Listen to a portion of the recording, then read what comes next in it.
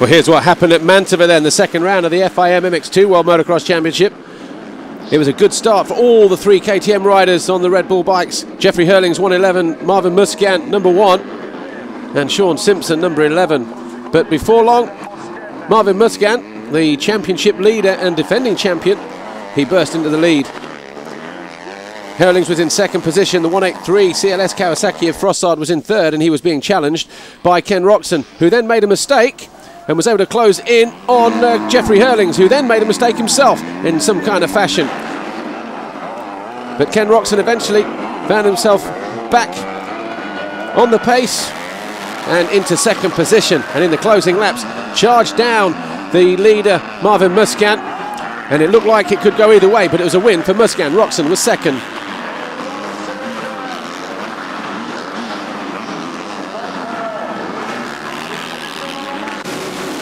In MX1, race 1, Commander Sal looked like he got a good start going into turn 1, but who was it that came out the other end?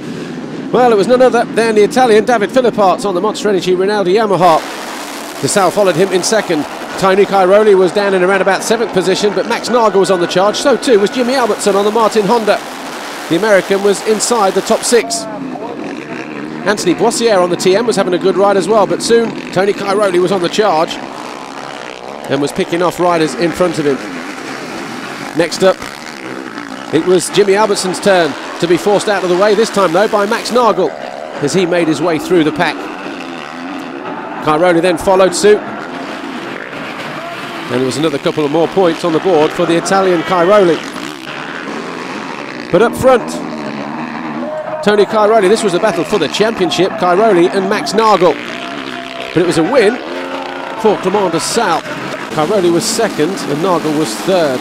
Second MX2 race, as they went down into turn 1, once again it was the three KTMs, but this time they were joined by Jake Nichols on the HM Plant UK Red Bull KTM. Marvin Musquin got off to a good start, so too did Ken Roxon, but then he made this mistake here as he challenged Jake Nichols for 4th position. That allowed the young Brit back through. Then Roxon and Jeffrey Hurt and Sean Simpson had a good battle as well. Eventually, Sean Simpson having to give way to the hard-charging German. Sean Simpson was lucky not to get involved in this incident when Jeremy Van Horbeek failed to recover from a scrub going into the final corner. That would be costly for the young Belgian. Hurlings, though, he was leading all the way until the final corner. He made this mistake. Marvin Musquin went around the outside and made the pass here. So it was going to be Marvin Musquin from Jeffrey Hurlings. Ken Roxon would have to settle for third.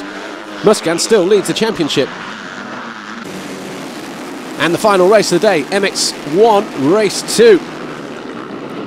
Kawasaki rider Sebastian Pourcel got caught going down into turn 1, but it was Tony Cairoli from David Philipparts as they came out of the first turn. Anthony Boissiere, number 10 on the TM, was in third position, but he'd got Kevin Strybos and Max Nagel for company. Nagel having to work extremely hard in this second moto just to pick up the points. Eventually, though, he found a way through into third position. Clement de Sal, though, he didn't start so good, our race 1 winner. Eventually found a way past Boissiere, but he was now in 4th place. Max Nagel eventually found his way through the rest of the pack to get into 3rd position, and David Philipparts had to settle for 2nd. He was no match for Tony Cairoli, who went on to take victory in Moto number 2, the overall Grand Prix, and is now the new championship leader as we head to round 3 in the Netherlands.